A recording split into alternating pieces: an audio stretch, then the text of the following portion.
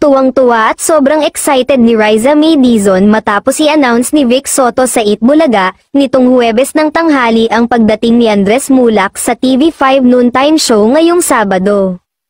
Biro nga ni dating Senate President Tito Soto, siya na raw ang baalang magpagawa sa gown na isusuot ni Riza para bonggang-bongga raw ito pag nakita ni Andres sa EB ngayong weekend. Aminado naman ang batang TV host na super crush niya ang twin brother ni Atasha Mulak kaya game na game itong sumakay sa mga biro ng mga The Barkads host.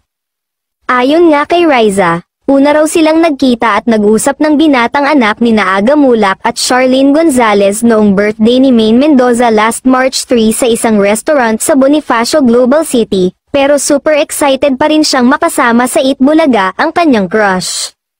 Hindi lang si Riza ang masaya sa ibinalitang iyon ni Bossing Vic, maging ang legit The Barkads online viewers ay naaliw at na-excite na sa pagdating ni Andres sa longest-running noontime show.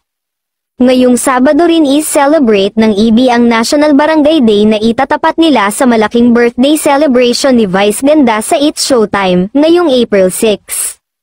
Ang tanong ng netizens, magiging opisyal na The Barkads host na rin ba si Andres gaya ng kakambal niyang si Atasha Mulak?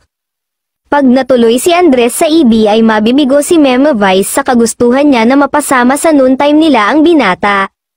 Sa isang episode kasi ng YouTube vlog ng Unkabogable Star kung saan ininterview niya si Aga Mulak, nabanggit ni Vice na sana ay payagan ng award-winning actor ang anak nitong binata na maging part ng kapamilya noontime show. Total nasa EB naman daw na si Atasha. Bet na bet ni Vice si Andres na maging isa sa hosts ng It's Showtime.